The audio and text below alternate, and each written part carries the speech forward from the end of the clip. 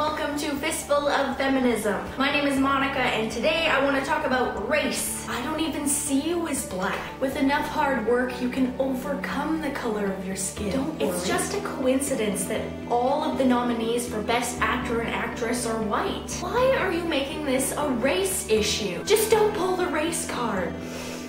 Oh, there it is. Don't pull the race card. When I hear this sentence, what I'm really hearing is, please don't call out white privilege. It hurts white people's feelings and makes them feel guilty about themselves. Or, race doesn't affect white people, so why should it affect you? Racial bias is alive and well in Western society, and if you don't think race is an issue anymore, look around. Do the names Trayvon Martin, Eric Garner, Michael Brown, or 12-year-old Tamir Rice ring any bells? These people were among hundreds of unarmed people of color that were killed by police in 2014. Since this January, more than 7 trans women have been murdered in the US alone, most of them being women of color. In Canada, the last federally operated residential school wasn't closed until 1996. That's less than 20 years ago. And the widespread genocide of Indigenous people since white people discovered the Americas is something that people still deny happened. Or they'll say that it doesn't even matter anymore. It's all in the past. So, let's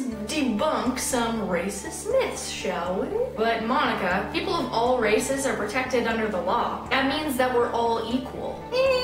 Not quite. While it may appear that everyone is equal legally, federal law is only one socially constructed system. What about the media, actual law enforcement, education, to name a few? People of color are much more likely to face jail time than white people. They are far less represented in the media, and our education systems fail to teach us anything other than Eurocentric retellings of history. Systemic racism is protected by privilege, and if we don't acknowledge it, nothing's ever gonna change. Race shouldn't matter. Anyone can do anything with enough hard work. Why should people have to rise above their race? There's nothing wrong with being a person of color, like, at all. What is wrong is the ingrained ideal of white supremacy and the negative perceptions of race. In the article Blackness Isn't the Problem by Tony Bell, Tony says Trayvon and Michael's blackness wasn't the problem. The problem was the negative perceptions of that blackness and what spaces that blackness was allowed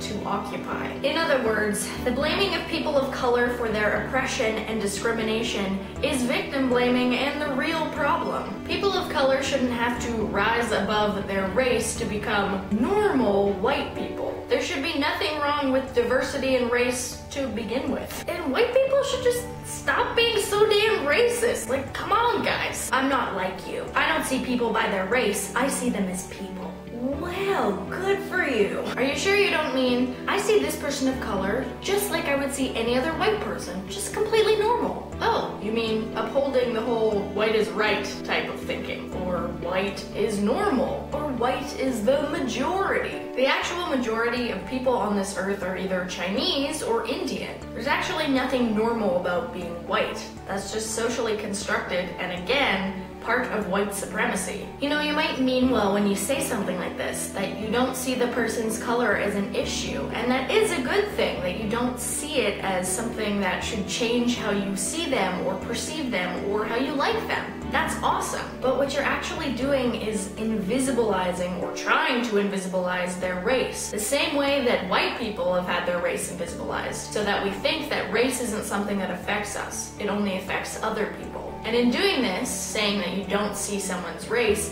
you might actually be erasing the struggles or part of their identity, which I'm sure you don't mean to do. People of color are not others, and white people are not normal. To truly combat racism intersectionally, we have to deconstruct what white supremacy means and acknowledge that it actually exists. Saying that someone is pulling the race card is actually silencing them when they're actually trying to have real conversations about their own lives and their own identities and their own struggles. Something that's all too common in history. There's a reason that the hashtag Black Lives Matter isn't All Lives Matter. It's because for centuries, people of color, and particularly black people, have been told that they are lesser. Unfortunately, not all lives are equal yet, but we can get there by letting conversations about race continue to happen. That's why hashtag Black Lives Matter is so important, because their lives do matter. Don't invisibilize someone else's struggles. They are real, and just because you've never felt it doesn't mean that it should be any less legitimate. And of course, you might watch this video and look at me and say, well, you're just a white girl. How can you actually be talking about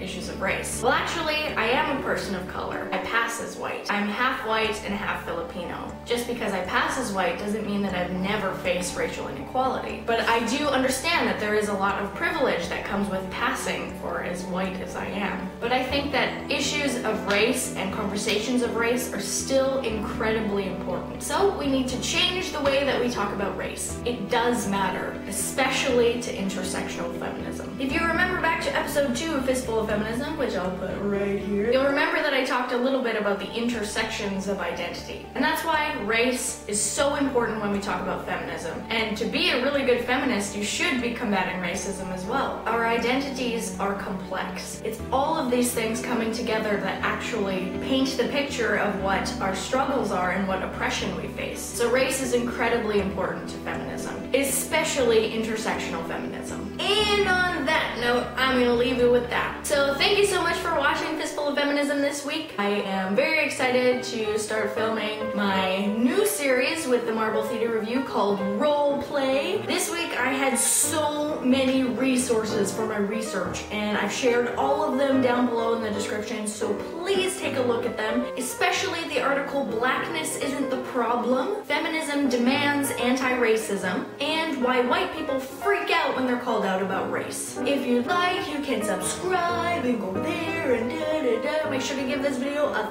thumbs up. Yeah, let's try not to be racist in ways that you might have never thought were racist before. I will see you guys next time.